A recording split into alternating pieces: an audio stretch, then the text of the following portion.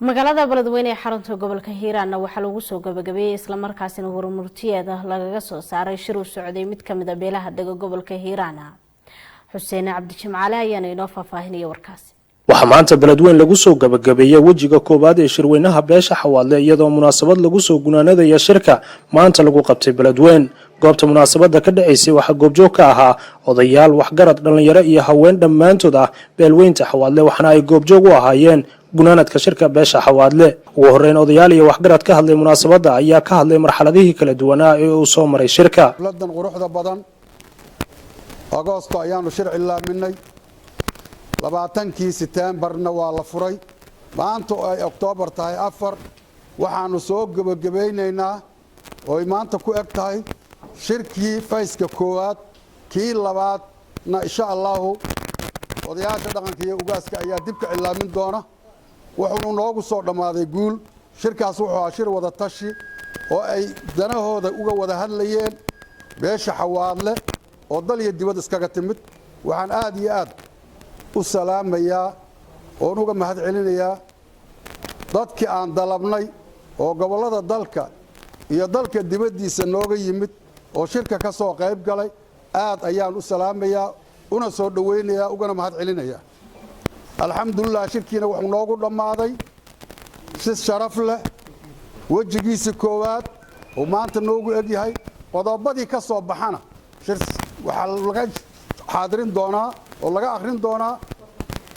warmurtiyeedkaas ayaa la akhrin doonaa wajigiisa koowaadna halkaas uu noogu eg yahay hadii Ilaahay yiraahdo. waxaan maanta joognaa 4tii bishii October 4teedii bishii hore oo December 20keedii ayaan cilaaminay shir ay isugu imaanayaan beelaha Xawaadle shir ay isugu imaanayaan oo shir nabadgelyo ah oo shir aaya ka tashigooda ah oo shir samad ka talin ah go'aansaday shirkii maadaama uu soo dhamaaday 14 casho aan la kala kicin si aad u qurux badan ku soo gabagaboobay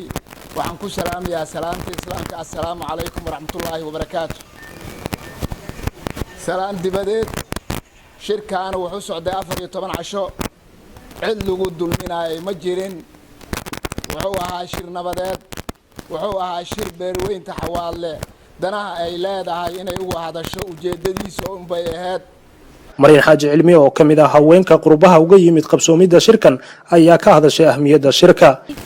gobolkayna cagaarna Hiiraan umadayna inaan dhex joogno oo aan la qaybsanayno waxa la wixii maartay dan ah oo maartay inaan ka shaqeyno ay tahay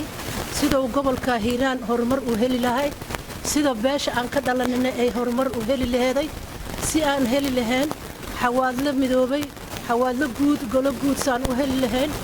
gunaanadkii shirkana waxa laga soo saaray warmurtiyeed beelweynta Xawaadle warmurtiyeed 4 October 2020 Beledweyne Soomaaliya shirweynaha wada tashiga beelweynta Xawaadle oo socday muddo u dhaxaysay 20kii ilaa 4 October 2020 oo maanta ah laguna qabtay magaalada Beledweyne ayaa waxa uu yimid odayaasha dhaqanka waxgaradka dhalinyarada haweenka iyo ganacsatada iyo aqoon-yahanada falanqeynay dood dheer kadib beelweynta Xawaadle waxay isku raacday arrimahan soo socda. gobolka Hiiraan oo kamid ahaa gobolada lagu aasaasay Jamhuuriyadda Soomaaliya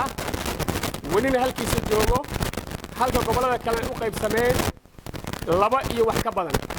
isla markaasan uu helin xaqooda uu ku lahaa dalka. Xuseen Cabdi Jimcaale wararka RTN Beledweyne.